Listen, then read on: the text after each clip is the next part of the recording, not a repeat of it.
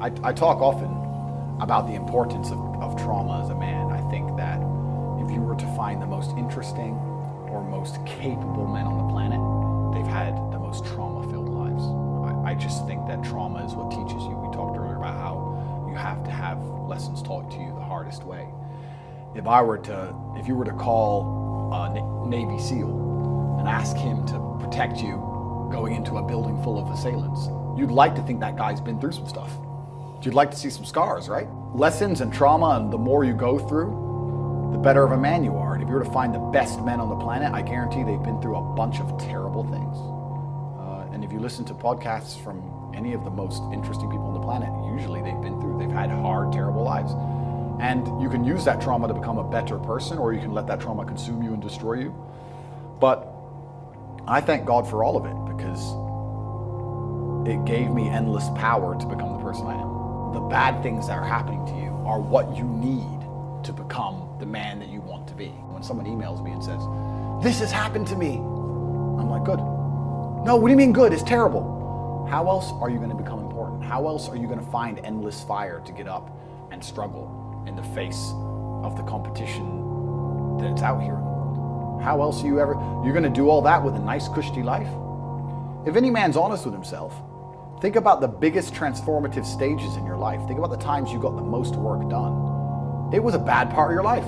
If you have a duty to your bloodline and a duty to your ancestors, and you truly love your parents, how can you still be sitting at home playing video games being a lazy piece of shit? Don't you want people to remember them? Don't you want people to think, wow, who's this person who raised this amazing person? Do you have something to prove? I think everybody on the planet has something to prove. If you walk through life and feel like you have nothing to prove, then you're a fucking loser. If you wake up each day and go, I don't owe anybody anything, I don't have to prove anything to anybody, then you are a loser, because you are absolutely not incorrect. You must prove yourself to other people. You must prove yourself to your bloodline, as we just discussed. You must prove yourself to God. God hates the lazy. He can't stand them. If he gives you all these genetic dispositions and these natural God-given gifts, if you have 2 arms and 2 legs and you can think, and you're not trying your absolute best, that's the reason you're not lucky. He doesn't like you. He likes the people which show him the beauty of his own creation. He likes to give somebody building blocks and them to build something amazing. It's the best thing about being a man. You get to build who you are, right? You can decide if you want to be a funny comedian or a musician or a kickboxing world champion or fight the Matrix. You can decide whatever you want to be. God loves to see that. Those people, for some reason, seem to be enormously lucky, right? The person who goes, I don't have to prove anything to God. I don't owe all of my ancestors any effort. You know, for 5,000 years, people were dodging saber-toothed tigers and catching the plague and running from Genghis Khan just for my stupid ass to be born. I don't owe them anything. I don't owe them a thing, because I want to play video games. These people are fucking losers. You should walk through earth with force inside of you. As I walked into this hotel reception, everybody looked. Not because they know who I am, but because as I move, even if it's behind their head, people feel something and they go. It's an energy that comes from brutal competence. It's almost like an evolutionary thing where a rabbit can just smell a fox. It just knows. That's what happens when a predator walks in a room, even amongst humans. You pay attention next time you're in a restaurant. If a man who's truly dangerous walks in, nearly every other man kind of looks up at the same time. You feel it. You need to, or you don't survive. We've evolved with that to live. That's who I am. I couldn't imagine not being that man. I've done that because I've been trying to prove myself to my lineage my entire life. I wake up every day with something to prove. I have hundreds of millions of dollars. I wake up and think, fuck, more. I'm in fantastic shape, 4 times world champion. Fighting the Matrix out here by myself, more. I will have to be braver. I must try harder. All I do is prove myself. So when I hear people go, I don't have nothing to prove, then you're a fucking loser. Peasants have never felt like they needed to prove anything, but kings felt like they needed to go and conquer land. Isn't that it's coincidental that the king, who already had it all, felt like he needed to go to some far-flung land and conquer it and take it and prove he's the king. But the peasants, oh, I don't have to prove nothing to nobody. You're a fucking loser then. You're a dummy. I absolutely and utterly, completely have everything to prove to everybody all of the time. That's who I am. I will prove anything to anybody. If I sit and say X, I will prove it to anyone. I can be checked at any time. If someone were to come up to me in that lobby and argue with my ideas, I would have proved that my ideas are sound. If they would have attacked me, I would have destroyed them completely and absolutely. That's who I am. So yes, I have a lot to prove, my friend. I think the universe is absolutely and utterly giving. I've never seen anybody dedicate themselves to something completely and fail. I've never seen somebody eat right, go to the gym every day, train really hard, and not be in good shape. I've literally never seen it. The universe is extremely giving. If you actually try, and you actually want it, and you're actually not making excuses, lying, talking shit, you're gonna get what you want. So when I see people who don't have what they want, I consider them losers. And this may be elitist, I understand that. But if I've put myself through endless pain to end up where I am, it's very hard for me to have sympathy on the man who's afraid of pain. You're avoiding pain. I've been through endless. I now have everything I've ever desired. You have none of the things you desire. Am I supposed to feel sorry for you? Because you took the easy way out? Am I supposed to look at you and go, oh, poor dude? No, you were a fucking coward. You didn't go through the shit I went through. You didn't put it on the line. So you deserve your substandard reality. That's what you deserve. You're a fucking loser. Because if you actually wanted it and you actually tried, you'd have it. You could have anything you want. Universe is super giving. You want a fucking Ferrari, you can have it. You want that bitch, you can have her. You can have anything you want on the planet. There's not a girl I look at that I want that I can't have. Not one. That's my reality. There's not a car I can't have. There's not a house I can't buy. If I want to go to a yacht, if I want to go to Antarctica, there's nothing I can't have. Bam. Because I've decided to become this man. It's the same for absolutely every single one of you at home. If you want it, you can have it. If you're sitting there saying, oh, but I tried my best and I still didn't get it, you're lying. You didn't try your best. That is a fucking lie. The universe gives it to everybody who genuinely tries. And I know that to be a fact because this world's competitive. We're all competing against each other. And the majority of people don't try. Like I've achieved this amazing life and I've tried very, very hard. But it could have been harder. I mean, was it that hard? About 86% hard. It wasn't 100% hard. Why? Because the competition's zero. Everyone is a fucking loser. It's amazing to me. Everyone's a loser. I can say to somebody, listen, I'll make you a millionaire. Do this. Oh yeah, but the kids are home from school now. That's it. They're done. And then they'll sit and go, oh, I really wish I had some money. You are a loser. I will sit here on this podcast. People will listen to me for hours. And I will say, listen, I have hundreds of millions of dollars and I will teach you how to make money. CorporateTake.com, I have a school, university designed specifically to teach you how to make money. I clearly know how to make money. You clearly like what I say. You obviously believe I'm intelligent and integral and I won't lie to you. And still, a whole bunch of people will sit there and go, yeah, anyway, next video. And then they'll say, can't afford a Ferrari. And wonder why. Like they'll be confused in their minds how they didn't end up getting what they want. Because you're a fucking loser. That's why. And the majority of people are losers. And this goes back to why, when we were saying earlier, how I know the elites view us. Because I'm from a council estate in Luton, a single parent household. And I've only been rich 10 years or so. And I despise losers. So imagine you're a billionaire born into a family, a lineage which has controlled Earth for hundreds of years. Imagine how much they despise us. You think they give a fuck about putting a bullet in me? You think they're gonna have any sleep at night missed? You think they give a solitary fuck about you missing your fucking parents' funeral because of the common cold? They don't give a solitary shit. Why would they? Because I already know how I feel when I listen to losers complain. Because this is what happens at a certain level of competence and power. You just get to a point where you're like, I'm tired of hearing your fucking excuses. That's bullshit. And you become, to a degree, yeah, cold and psychopathic. It's true. That's what happens. And I get it all the time. I get thousands of emails a day. Everyone I grew up with, people I know, I get it all the time. They'll message me, hey man, just unlucky. You are not unlucky. You are a lazy fucking loser. You are not unlucky. You are breathing. You're lucky. The unlucky ones are gone. You're alive and you are a lazy loser. So a loser is anybody who does not have everything they want at the drop of a hat. That's who I call a loser. Because I have absolutely everything I could ever possibly desire. And if I wanted something that I couldn't have, I guarantee you we could speak again in a few months and I'd fucking have it. I guarantee you.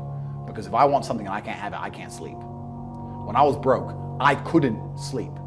I don't know how there's broke people out here sleeping just fine at night. going, oh, you know, inflation's 20%, gas prices are 6 times, everything on the news is a lie, I never stand a chance of ever getting rich, where's my pillow? Like, what the fuck is wrong with you people? I'd go to bed at night as a teenager and think, I looked it up on the internet. It was a Honda Civic Type R. I wanted one. It was like 38,000 pounds. I had no money. I had less than 50 pounds on my bank account. Couldn't afford it. Then I looked up how much a Ferrari cost.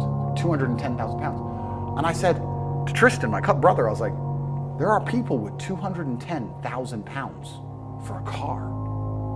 And he's like, yes, so? I'm like, no, so.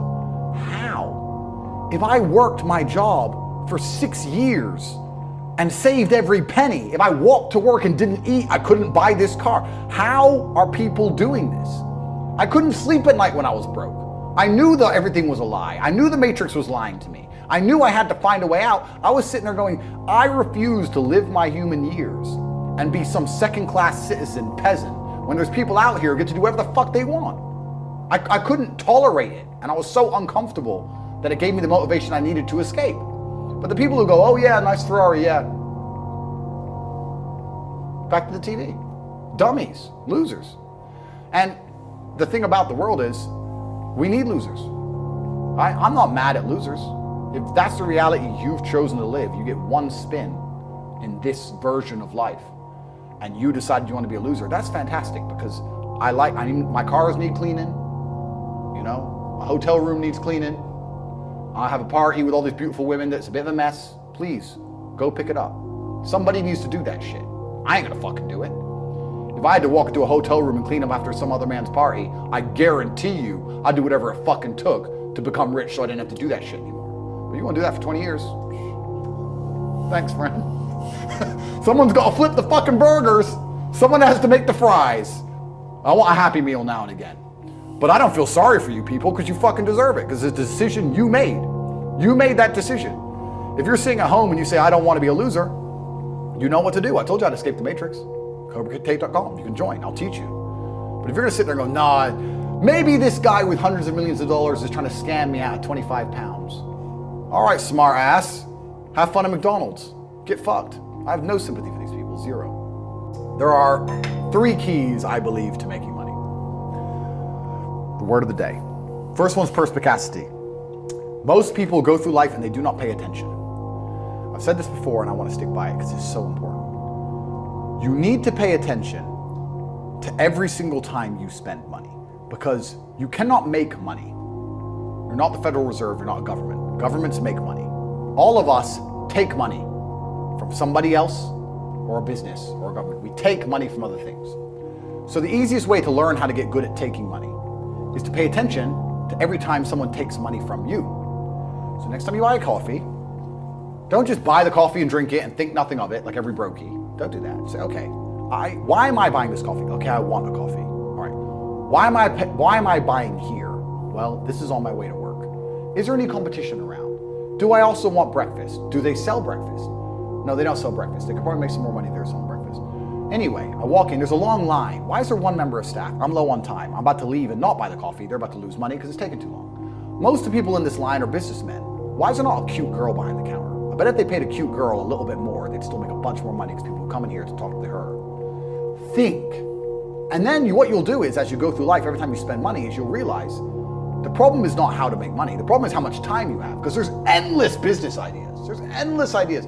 I walk into a coffee shop, and by the time I've walked out, I already know exactly how to open up next door and outcompete them head to toe. I already have worked out how much is the rent, where are they fucking up, what are they not selling that they should be selling, what are they doing good, what are they doing bad, this chair is too hard, I'll wreck them. And I'll send it, and now my network is so powerful, which is the second point, network, I can send a few messages on WhatsApp and make a bank transfer. And 2 months later, there's a brand new coffee shop next door with my name on it, put them out of business. So the first thing is you have to pay attention. Because if you pay attention, you'll start to learn that money is everywhere. Every building is owned. These are skyscrapers, bro. Billions. Every apartment nowadays is a million. Million. You drive down a street in London, you're driving past trillions of dollars. There's money everywhere. It's all around us. When I was broke, I thought that the world was broke. I thought that there was no money. And then I got rich and realized that I was completely and utterly wrong. There's so much money. It's everywhere. If I go to try and buy a plane or a jet, they're always sold out. My yacht is a fucking 6-year waiting list. I want a Bugatti, they launch it, the email comes to my email address, 2 minutes later, gone. Like, there's so much money. If I want a diamond watch, or a $1 million watch, or $1 million Rolex, you can't get this stuff. There is so much money out there. Once you get to a certain echelon, you realize there's money fucking everywhere. So there's plenty of money in the world. People with no money are just not very good at taking it. So you need to start paying attention. It's the first thing. Second thing is network. It's hard to make money if you don't know anybody who has money. If you sit in a room full of ice cream experts and all they talk about is ice cream, how to make ice cream, the different flavors, how to store it, how to move it, how to sell it, even by accident, if you hang around with these people long enough, when someone asks you a question about ice cream, guess what you're gonna know the answer. You're gonna say, you know what? That's because it's pistachio and that needs to be 2 degrees higher than chocolate. And you're gonna look like a smart ass. So if you sit in a room full of people who are making a bunch of money, everyone understands this. Your network is your net worth. You're the sum of the 5 people you spend the most time with. Everybody understands this. And then they still hang around with fucking losers because they're dummies. You're right, I am the sum of the 5 people I spend the most time with. Anyway, this is my friend Nick. He's so funny when we go drinking because he gets really drunk. Losers. I don't talk to anybody who is not winning. Everybody whose phone, every phone call I will answer, if I answer a phone call, it is from a winner. I don't talk to losers. Everyone I talk to is rich. Everyone I talk to is making money. Everybody. If my entire reality is full of multimillionaires making money, how am I not going to make money? And this is why network is so important, is because it's the same reason that wolves hunt in packs. If you're a lone animal, you have one set of eyes. But if you're a pack, you're watching every single angle, every single side. Perhaps I might miss something. I'm as perspicacious as possible. But one of my friends identifies that the war in Ukraine is going to change and the Russian ruble is going to pump. And you can make a bunch of money on a Forex trade, for example. I may not have noticed, but he'll notice. Now I've made a bunch of $1 million for getting a text message, right? Because I have friends who are paying attention. All of us are paying attention. So your network is super important. That's another thing. We'll go into this because I have something called the War Room, which is also on corporatate.com. I let people read for themselves, but that's my private network. And we specifically talk about money and a few other things. But that's Is that like more like a mastermind? It's the real world's how to make money and the War Room's what to do with money, if that makes sense. Yeah. It's all on corporatate.com. I don't want to get off track, but it's there. But second is network. And third, it's to identify the reason why you don't have as much money as you want so far. And there's one of 3 reasons. You are either lazy, stupid, or arrogant. Those are the only 3 reasons anyone is poor. And you have to identify and choose which one it is. The majority of people are not the one they think they are. The majority of people are the one I'm about to say at the end. So let's start with lazy. There are a lot of lazy people. The unfortunate reality about money is that you are competing. So it's player versus player. It's like anything in the world. If you want that beautiful girl, so does everyone else. You have to win the competition. You want that car, you have to get it first. You want that money, everyone wants that money. You have to compete. It's competitive. Business is competitive. You are competing against people like me. You're competing against people like the people in my network. You're competing about people who only talk about money, who understand money very well, who operate in jurisdictions all around the planet, who are extremely well connected, who know things before you know them, who have mass influence and mass power and mass resource. You're competing against me. This is what you must understand. You're not waking up going, I want to make some money. You're competing against people like me. You're competing against billionaires. You're competing against hedge funds. How do these hedge funds keep growing? Where are they getting that money from? From the brokies. They're robbing you. They're robbing all the poor people from the pension fund. Dummy. That's where they get it from. This is who you're competing against. So the competition is absolutely and utterly fierce. Understanding that you're a man with a small pistol up against a mighty army. If you want to add a little bit of laziness on top, you're fucked. So when I say people are lazy, they go, I'm not lazy, I work hard every day. You work 8 hours a day? You work 8? The fuck? If I'm awake, I'm working. I'll be driving my Bugatti Chiron through Dubai, working. I'm texting at the same fucking time. I don't take a second off. I don't take a minute off. I don't relax. I don't rest. I don't stop. I don't chill. None. Ever. I'm either asleep or at work. That's it. Second I wake up, I check my phone, I begin working. I go to the gym, in between sets I am working. I'm online working the entire fucking day until the second I go to sleep, I am at work. That is all I do. And you are at home competing against me and you want to watch a movie tonight and then say you're not lazy. You're fucking lazy and you're going to lose forever. That's laziness. Next is stupid. I don't think many people are actually too stupid to be rich. You can be below average IQ and still get very rich. A very small percentage of people are too dumb to be rich. The slave minds, they'll never be rich because the matrix tries to keep you poor, because when you're poor, you can't think, like we talked about earlier. So everything the media tells you is designed to make you poor. They want you broke and struggling, because if you rely on the government for food stamps, then you can't argue with the government, can you? So that's what they want. So anyone who believes in the matrix and believes in media and believes in the lies they're told, anyone who sits there and goes, that's true, that it's literally designed to make you broke. That's why it's all a scam. Do your GCSEs, do your A-levels, get in debt, go to uni, get out, get a shit job, get a mortgage. Don't worry, when you've paid that mortgage off when you're 61, then you'll have enough money to go to Spain for holiday. Then your pension comes. Oh, government doesn't have the pension money anymore. Funny enough, hedge fund stole it. Pay half your money in your life in tax. Oops-de-doops. And then you wake up one day and go, whoa, I just got fucked. So the whole scam, the whole story is a lie because they want you broke. They don't want you rich. If you're rich, you won't listen to them. So all of it's a fucking lie. And intrinsically, we all know this, right? When I pull up in one of my 30 cars to a gas station and people look at me and they see a Lambo or a Ferrari or a Bugatti or a Koenigsegg, whatever I'm driving, nobody goes, wow, he went to school. No, they think drug dealer, gangster. They're thinking he broke the rules, because anyone who follows the rules doesn't get shit. It's all a scam. It's all a fucking lie. So the slave minds are fucked, but those are the only ones who are too stupid to make money. Anybody who understands that the matrix is lying to them is smart enough. So very small percent are too stupid. Inside of our school, at the height of it, before the matrix attack, we're relaunching now, we had 175,000 students. Wow. When we had 175,000 students, maybe 2,000 we kicked out for being too stupid. It's step by step. Do this, do that, do this, and don't be lazy. The fuck? It's not that hard, right? So stupid's not the problem. So we have people who are lazy, very few are stupid, but the majority, the main reason most people are broke is because they are arrogant. I will sit here and say all the things I've said. I will do this, take time out of my life for free. Somebody at home will watch and digest it for free. They will agree with the things that are being said, or at least be entertained enough to continue to watch. And then I'll say, I'll teach you how to make money online. CobraTate.com, you can join the real world. And they'll sit there and go, nah, I'll do it myself. They're arrogant. They have these egos from fuck knows where because they didn't earn it. And they're just too arrogant to listen to anybody.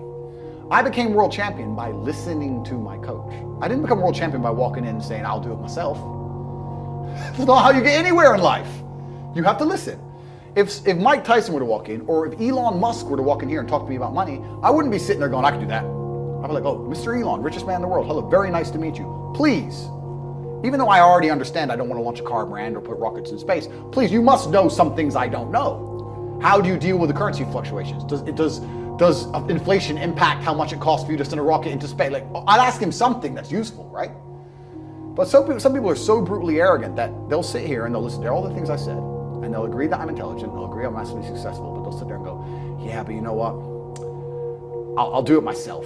I don't want to join that school because, I'll do it myself. They're arrogant. Everybody's fucking arrogant.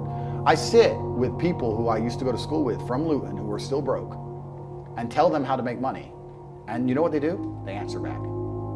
Yeah, but it's not that simple because, the wife gets the kid, and you know what, and I don't like to do things that way. The way I like to work, the way you like to work is why you're fucking broke.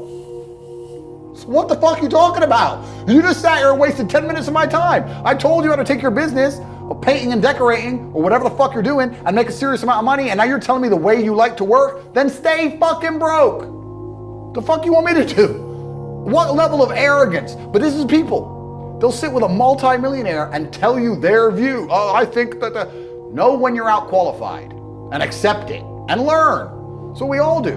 I can't play piano for shit.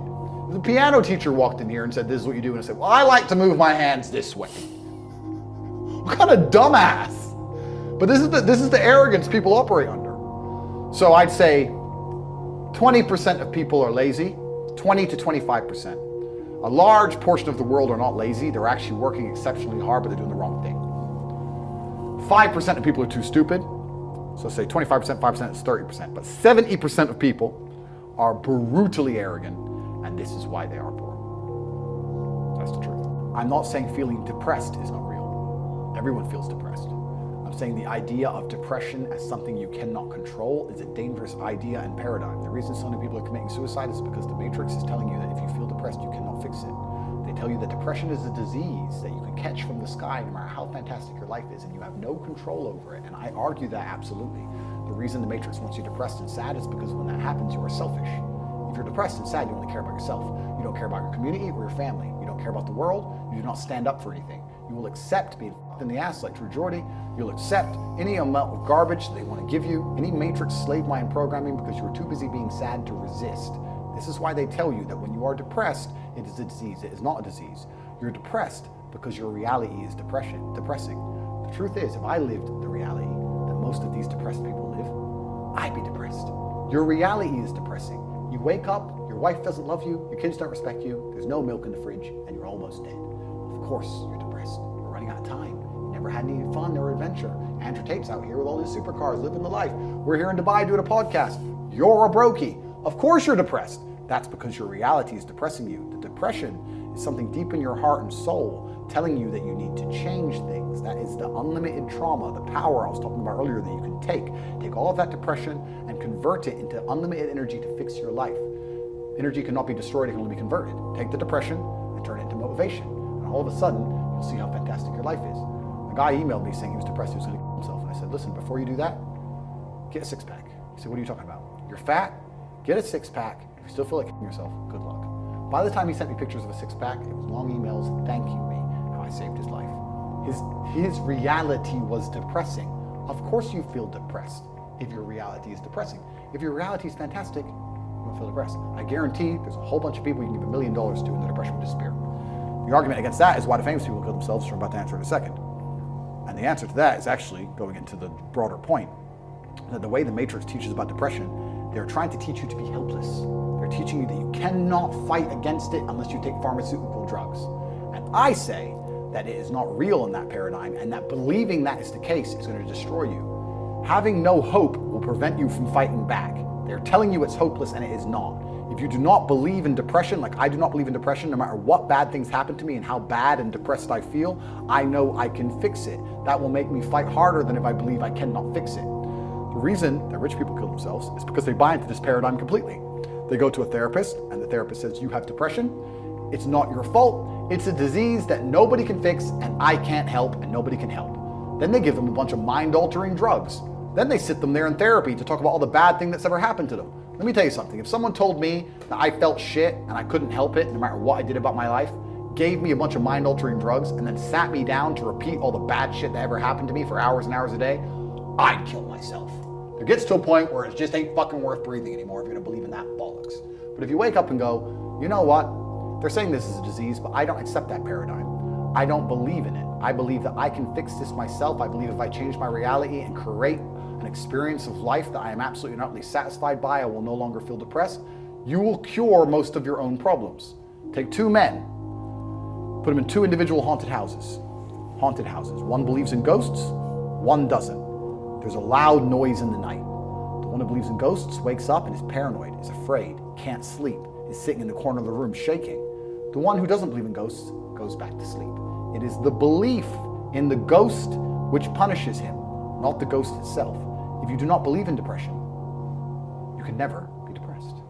That's why I don't believe in it. And to go into a broader point about all of that, I don't even give a shit if I'm wrong. Because I've adopted a mental model that makes me ultimately and utterly competitive in all realms of human endeavor.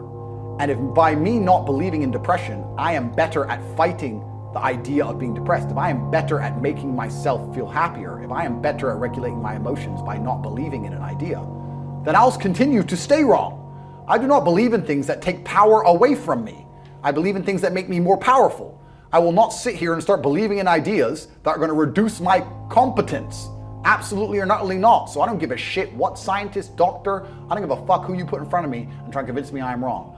I don't believe in it because I am more competitive in this realm. And for the people who believe, if you and I go through the same terrible experiences, the same level of heartbreak and trauma, I guarantee your belief will destroy you when mine won't. And why would you believe in an idea that is against you? Why would you let your own mind become your enemy? Don't people understand that the entire world, the entire matrix is against you? If you can't control your own mind, what chance do you have? Every single ounce of my body is on my side. My mind is my ally, all the way down to my feet, my fingers. Every single part of me is absolutely and utterly on the same team. We are a united front against the enemies of freedom. How can I have my own mind betray me and tell me that I can't do something? I don't give a fuck if I decide to jump off this building. If I decide I'm not going to die, I am not going to die. My own mind will not betray me. Perhaps I'm wrong, but I believe that I stand a better chance of survival if I believe I will survive, as opposed to thinking I will certainly die. People underestimate the power of the mind. I do not believe in anything that takes power away from me, and another thing I do not do is adopt the thinking of people who are sad. When I say this, depressed people send me long emails trying to convince me I am wrong. Why the fuck would I want to think like you when you don't want to live? Why would I want to think like you when you want to kill yourself and I'm perfectly fine? Adopting the thinking of somebody who doesn't want to live anymore is probably the most stupid, asinine, inane, childish, ridiculous thing a functioning adult can do. If you're depressed, I don't want to think anything like you, so take your opinion and get fucked. My primary goal when I speak is to make people think.